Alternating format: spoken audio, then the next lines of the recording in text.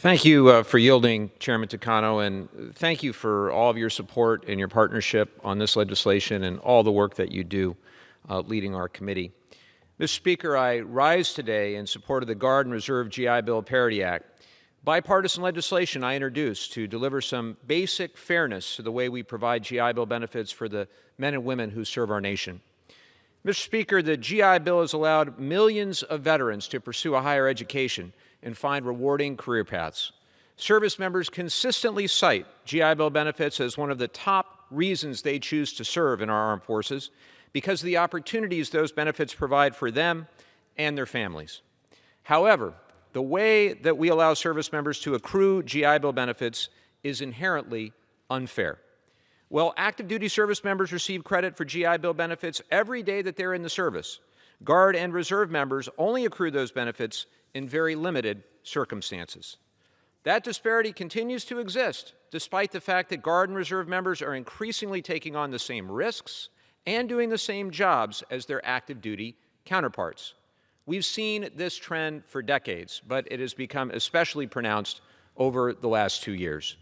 In response to the attack on our Capitol on January 6th of last year, 25,000 National Guard members mobilized from 54 states and territories to protect this institution. For a time, they slept on the cold, hard floors of this building. National Guard members have also deployed across our country to support the COVID-19 response, including Guard members who deployed from Ohio, Maryland, Delaware, and Georgia to assist healthcare operations this month. In 2020, 1,300 soldiers and airmen from 5 different states were mobilized to fight wildfires in my state of California and throughout the West Coast. Not only are these National Guard and Reserve members risking their lives to serve our country, but they're also forced to put their civilian lives on hold when they're called up, leaving behind their families and interrupting civilian careers. Similarly, they're forced to put their lives on hold every time they're called up for training. In some of those settings, they are serving side by side with active duty members, doing similar jobs and facing similar risks, but they're not earning the same GI Bill benefits as their peers. That's unacceptable, and it's shameful that we've asked Guard and Reserve members to step up in response to natural disasters, the pandemic, and an attack on our democracy without providing them with this fundamental benefit. Clearly, it is long past time that we provide some basic fairness in the way that we allow Guard and Reserve members to accrue these benefits.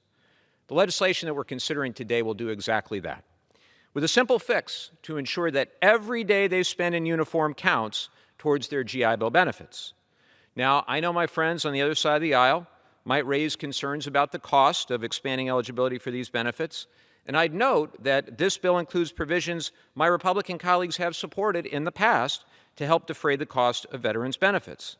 And to my colleagues who still aren't willing to pay for these benefits, I would ask them to share their concerns directly with Guard and Reserve members the next time they're deployed in response to a natural disaster or other emergency in the community that they represent.